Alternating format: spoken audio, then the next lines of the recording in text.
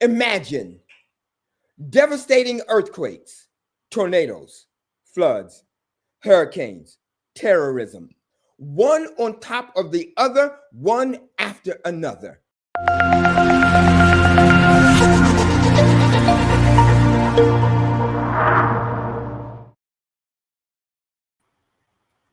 Hello, and welcome to America at the Crossroad, where religion, faith, and politics collide. I'm your host, Pastor Frankie Leggett III. My topic for tonight is entitled, Is This the End of America as We Know It? So, first and foremost, why would I even ask such a scary question? Here's why. When South Korea's president, Yoon Suk Yeol, issued a national emergency in South Korea recently, it ignited a firestorm of emotions within me immediately when I heard about it. So please understand this. When the leader of any country declares a national emergency, and particularly in South Korea, it means that he simultaneously declared martial law in South Korea. Do you know what happens when that process is carried out in a country? The South Koreans knew immediately. An outcry went up all over the country, and the people pushed back on these draconian measures so thoroughly that President Yeol withdrew the national emergency and martial law. He withdrew them. And guess what? In my sermon entitled, It Could Happen Tomorrow, and other sermons, I declared publicly that this day was coming in America as well as around the world. And here it is. Oh, wait. Some of you are saying, preacher, that's South Korea, for goodness sake. That has nothing to do with us here in America. Really? Do you realize, for those of you who question that, do you realize that Trump actually declared that when he was elected, when he said when he is elected, he will address the border issue by declaring a national emergency. And now he is president-elect and will assume office January 20, a month from now. Do you realize how serious and dangerous a statement that is, ladies and gentlemen? Because if he makes good on his threat to declare a state of emergency, do you understand that that one act could lead to the fulfillment of Revelation 13 and the establishment of the mark of the beast? Permit me to share this with you. As Seventh-day Adventists, we've been taught that one day the United States is going to transition from a peaceful, peace-loving nation that protects the rights and freedoms of its citizens to a union of church and state wherein the government shall repudiate the Constitution and its constitutional norms and shall violate our constitutional rights and freedoms by instituting forced worship on all Americans. Now, all well-informed Adventists know that that day is coming. However, what most don't know is that that process can literally be implemented overnight as soon as Trump gets into office. How so? How is that even possible? It's simple. It's because the United States government has a series of policies on the books that most Americans, including most Adventists, know nothing about. And most of us are merely wondering how the final events of Earth's history will take place. Well, guess what? You really do not have to guess about much of it. So let me take the guesswork out of it and inform you that we are closer to the coming of Christ than any of us can imagine. But before I do, I want to share that on Friday, January 10, I will be doing a special presentation entitled Christianity and Politics, a Deadly Combination. And in this presentation, I'm going to share with you the danger that is emerging in this country as a result of religion and politics being merged because two major movements are being converged into one. And so to join us on that Zoom call, what I want you to do, I'm going to put the email address on the screen. It's up right now, america@thecrossroad@gmail. I want you to email me your interest in being a part of that presentation. That will be, as I mentioned, January 10. That's a Friday evening at 7 p.m. All right? Email me, and I will then forward you the Zoom information and the Zoom link so that you can be a part of that presentation. Okay? And I will forward that to you as soon as I get your email request. Now, I want to share with you how just one of Trump's policies can lead to the fulfillment of Revelation 13, 11 through 18, literally overnight. Literally overnight. And so I want to share some important stuff with you today. Here's point number one. Trump's plan to implement a national emergency can lead to the fulfillment of Revelation 13, 11 through 17 and 18. Okay? His plan to implement that national emergency can lead to the fulfillment of Revelation 13, 11 through 17 and 18, literally overnight. And so if you're new to this channel and you don't know what Revelation 13, 11 through 17 says, let me share it with you here and now. Revelation 13, verse 11. And I beheld another beast coming up out of the earth, and he had two horns like a lamb, and he spoke as a dragon. All right. I've addressed this issue almost every week in these broadcasts. Verse 12.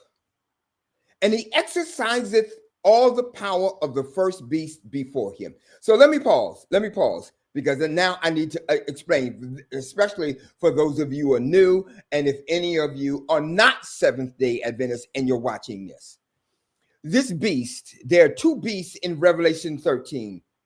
The first beast is in verses 1 through 10. The second beast starts in verse 11 and goes through 18. This second beast here represents the United States of America. All right? There's no other political power, political entity. There's no other country on this planet that meets the fulfillment of these verses in verses 11 through 18, other than the United States of America. The first beast is also a very, very, it's a special kind of beast because it is a political power as well as being a church all at the same time. and that it is the most powerful entity on the planet, particularly for a church, and in many respects as a nation. And that beast, that first beast in verses 1 through 10, represents the Roman Catholic Church. And so going back to verse 12, we see that the text says, and he exerciseth all the power of the first beast before him. So the United States of America is going to form a likeness and an image of Rome when it had all of its powers, particularly back during the Dark Ages, when it ruled with absolute impunity. Because Rome has always been a union of church and state. That's what it is. It is a political power. It is a country, but it is also a church. And so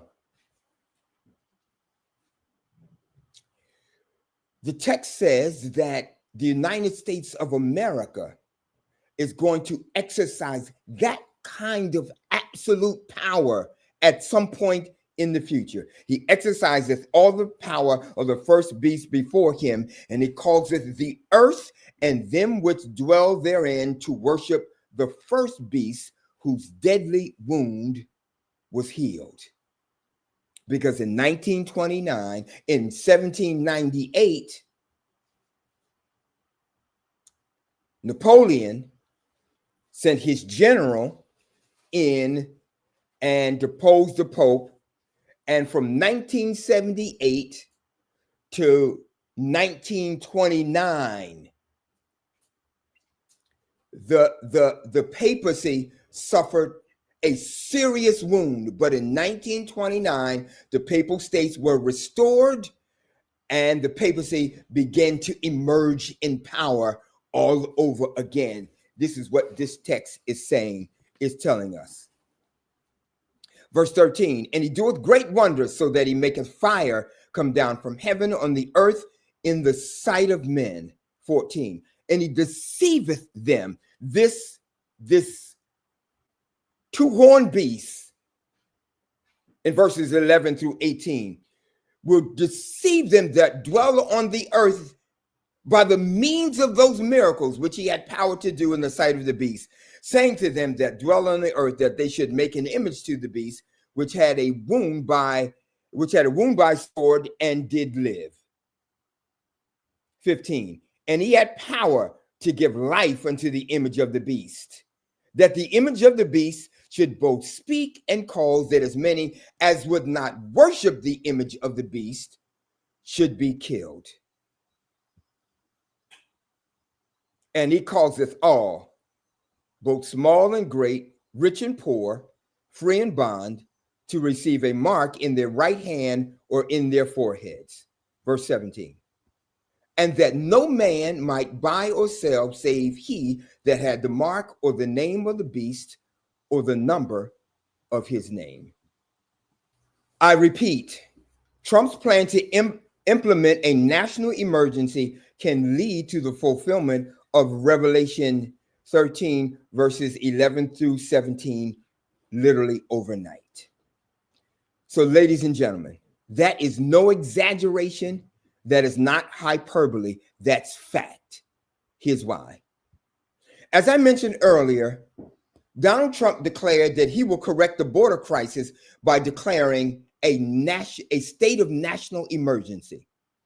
And so, ladies and gentlemen, you must understand what's at stake here and exactly what that means. You must also understand that its connection to the fulfillment of Revelation 13, 11 through 18, and forced worship and the establishment of the mark of the beast. They are all connected. You cannot separate them from one another. They are all connected. Consider this. Here's the danger of declaring a national emergency and imposing martial law on U.S. citizens. When a president is convinced that America faces a threat to our national security, he or she is empowered to protect America and Americans by declaring a national state of emergency. It could be a single threat, or it could be a litany of threats to the American people.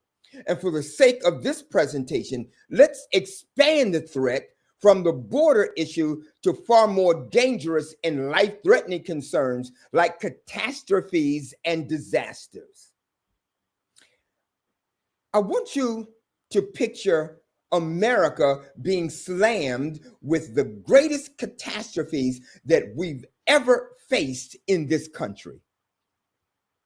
Imagine devastating earthquakes, tornadoes, floods, hurricanes, terrorism, one on top of the other, one after another. The US government is in full-blown panic mode because its politics and its politicians cannot stop the devastation. With some of these natural disasters, we can experience multiple disasters simultaneously, like tornadoes and flooding, earthquakes and fire. Take a look.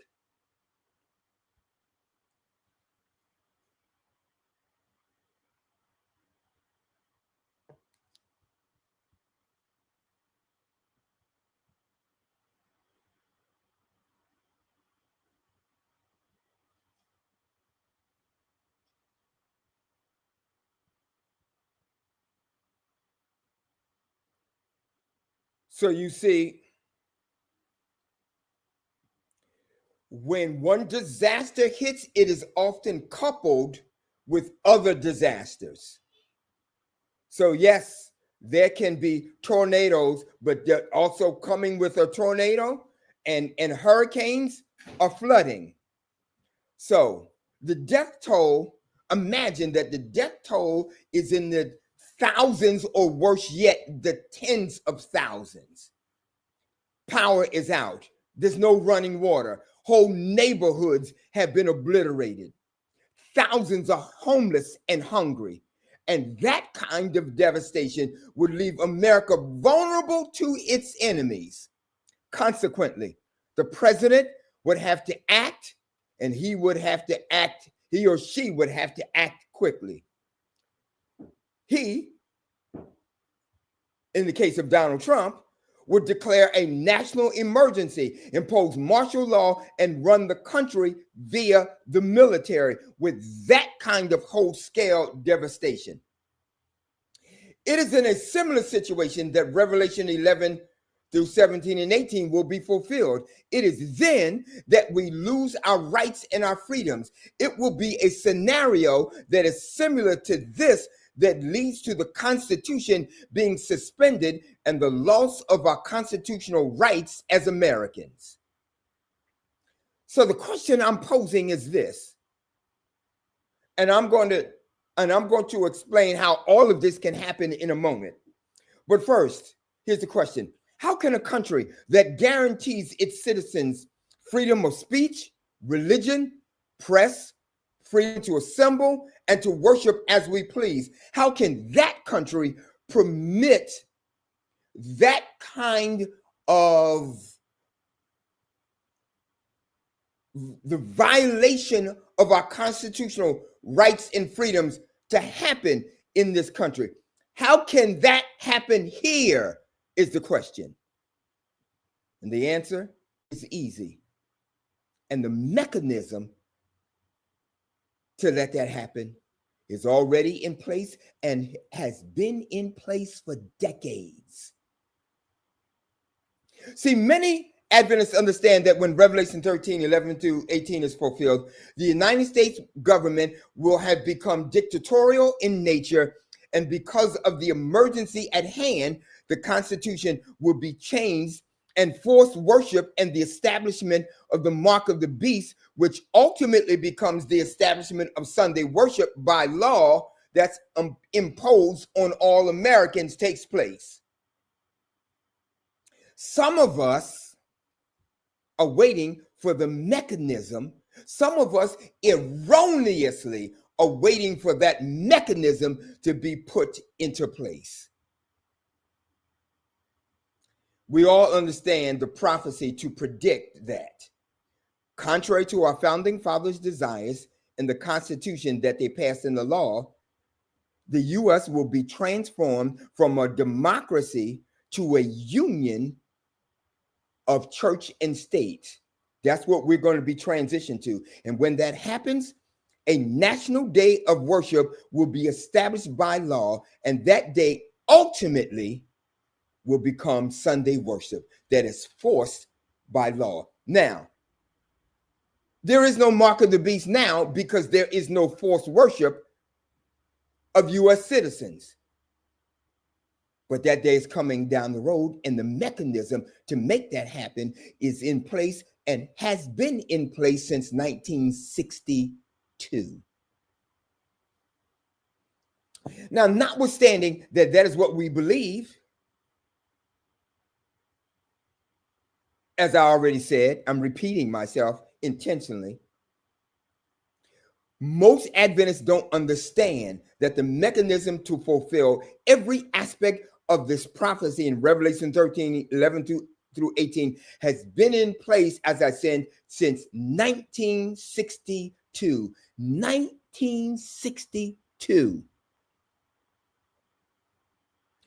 I first became aware of the impact of a national emergency being declared and the direct impact it had on my life in the summer of 1967.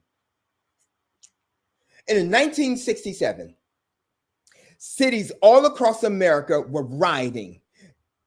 They rioted in my hometown of Trenton, New Jersey, right up the road in Newark, New Jersey, and in Detroit after the death and the assassination of Martin Luther King.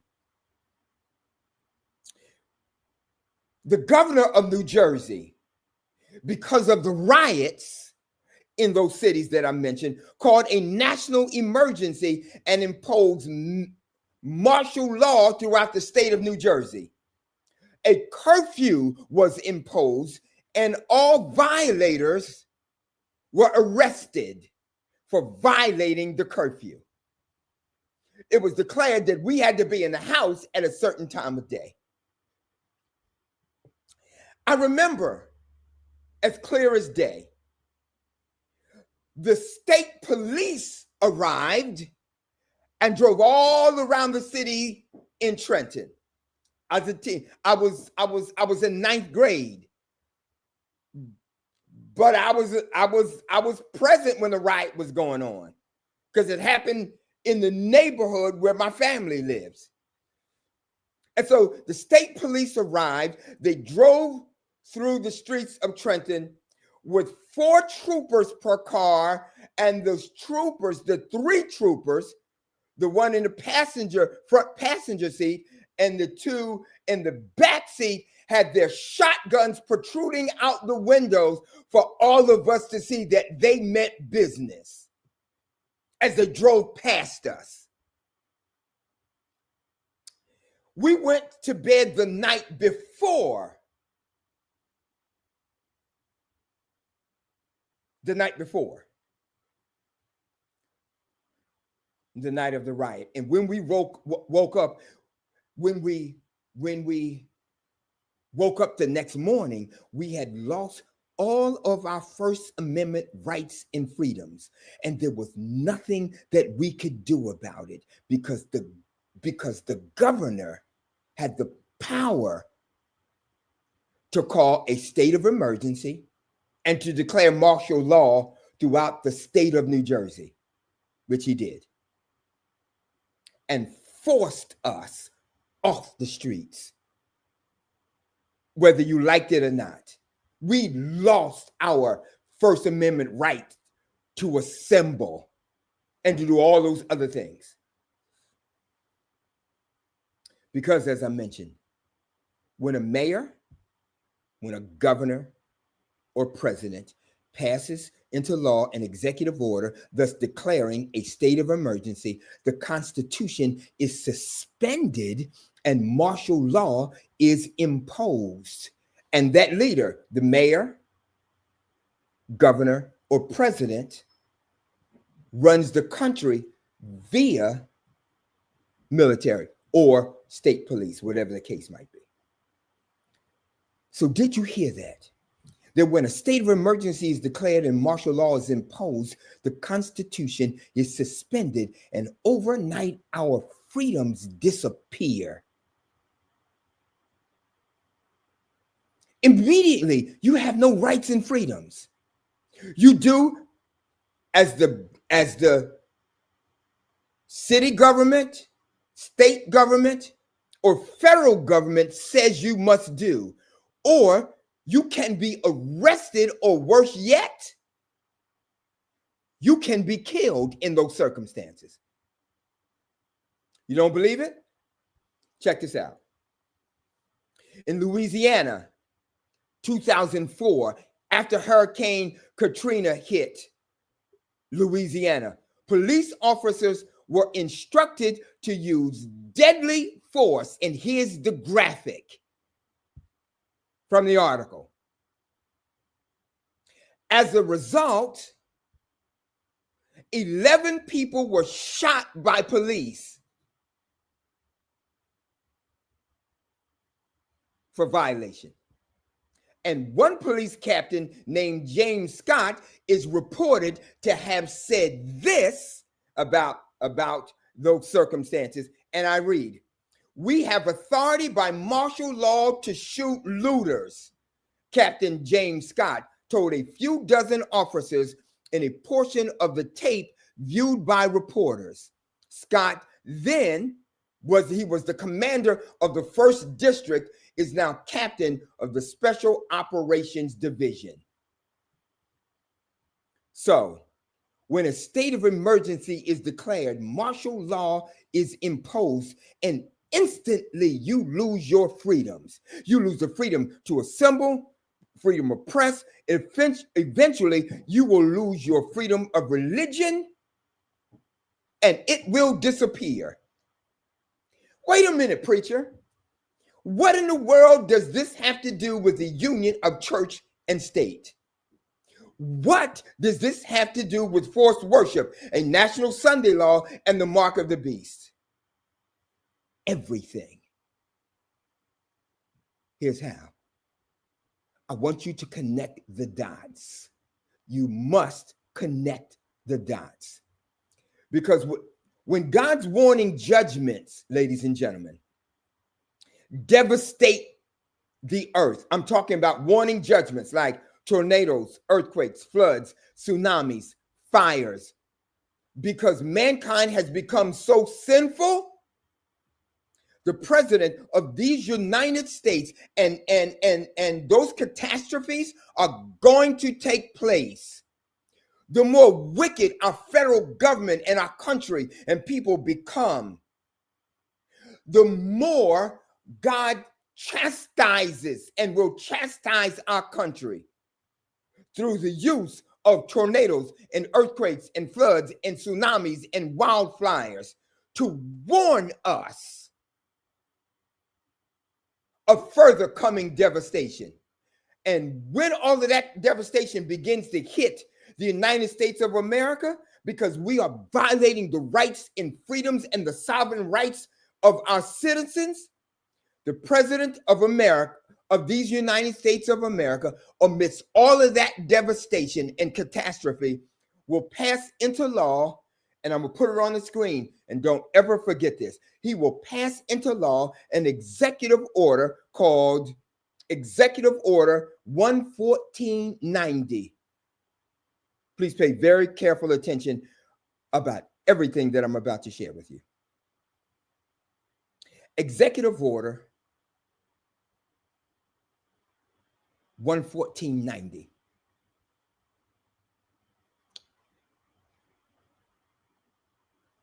When the president passes Executive Order 11490, FEMA, the Federal Emergency Management Agency, takes over and passes into law a number of other executive orders, like Executive Order 10995, which provides for the takeover of the communications media.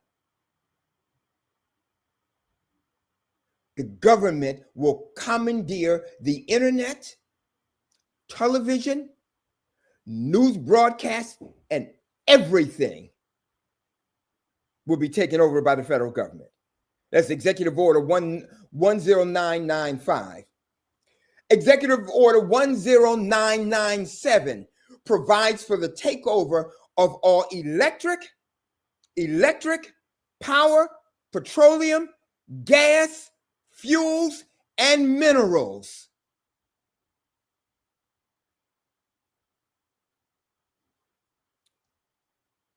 So your utilities can be shut off. If they decide that you don't get gas at the pump, you won't get gas at the pump.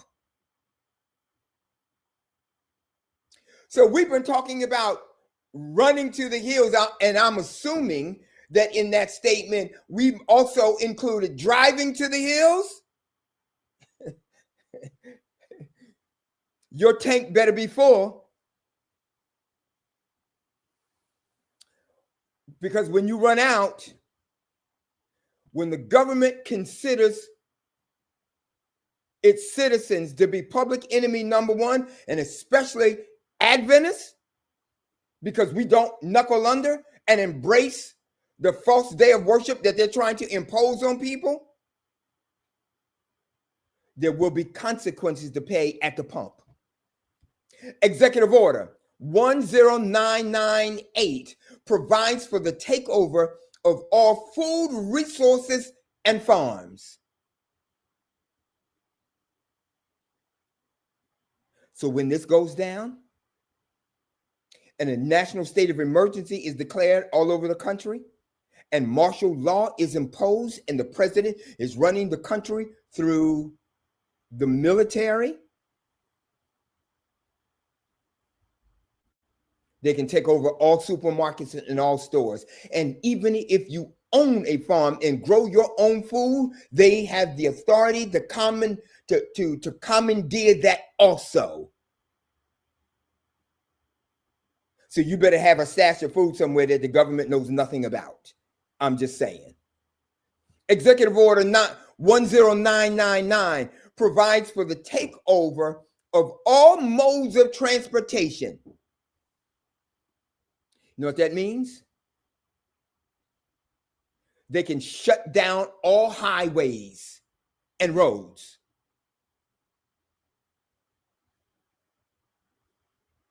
All modes of transportation. Even if you have a plane or helicopter, they will not permit you to fly.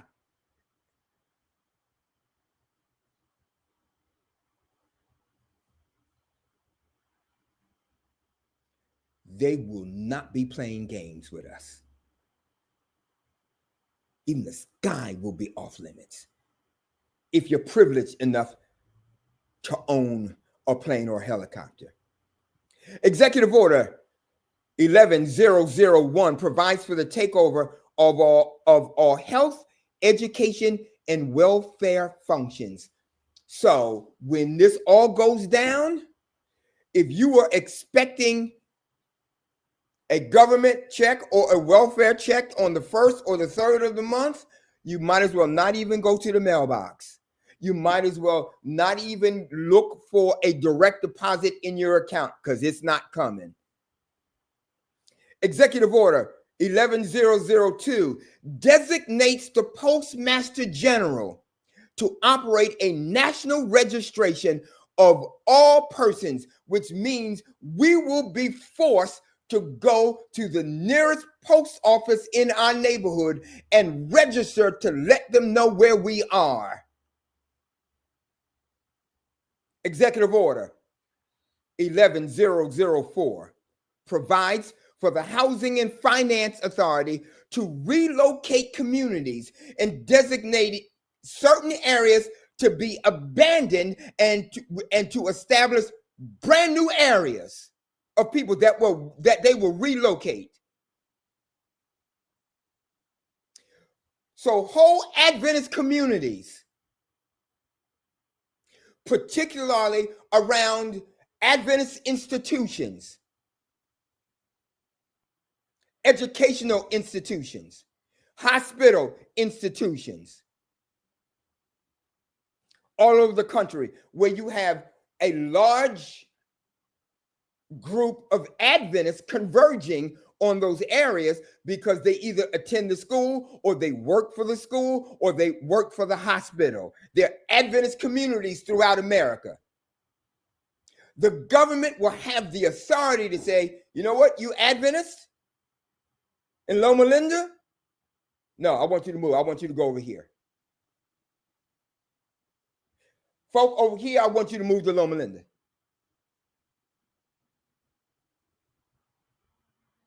You Adventists, where all your Adventist colleges are, I want y'all to move. And there's nothing we can do about it by law. And so when the national state of emergency and martial law is declared and the president is running the country through the military, as he's threatened to do, Trump has when he gets in office, America goes into a lockdown overnight, and all of your constitutional rights and freedoms go out the window. So when Trump declares that he's going to declare a national state of emergency to fix the border issue, and he's going to use the military to do it, he knows exactly what he's talking about, because that mechanism has been on the book since 1962, giving him the authority to do it. So when you consider the absolute unqualified people he's choosing for his cabinet, when you couple those choices with what we know about Project 25, all of this is a bad omen and a bad sign. So, ladies and gentlemen, I'm here not to scare you. I'm here merely to warn you that starting January 20, 2025, America will begin to undergo a rapid change from a nation where the rule of law is important to a nation where there are no rules and the president and all of his allies break the law with impunity. That's where we are headed. Fact of life. America is about to end as we have always known it. So by all means, ladies and gentlemen, don't bury your head in the sand. Keep watching this channel so that you and yours can stay abreast of events even before they transpire, because I'm going to tell you what's going to happen before it happens. I'm not a prophet. I'm just reading the word of God and sharing with you what prophecy says is about to transpire. That's the privilege that we Seventh-day Adventists have over many other Christians. So our understanding of prophecy, the prophecies particularly of Daniel 2, Daniel 7, Daniel 8, Daniel 9, Daniel 12. Michael shall stand up, and there shall be a time of 12:1. There shall be a time of trouble such as never was. And Revelation, particularly Revelation 13. So my favorite author says this about these last days. She says, the last events will be rapid ones. So, ladies and gentlemen, I suggest that you tighten your seatbelts, because you're about to go on a prophetic ride that you shall not soon forget, and will alter and change the course of your life forever, and will absolutely determine your destiny. So listen to me as I prepare to close. If you think you have all the time in the world to fool around with your salvation, thinking that Christ is not coming back anytime soon, I have got news for you. If that is your mentality, then you are about to make the single greatest mistake of your life, and you are playing Russian roulette with said salvation. The song says, get right with God and do it now. Get right with God and he will show you how. Down at the cross where he shed his blood. Get right with God. Get right with God.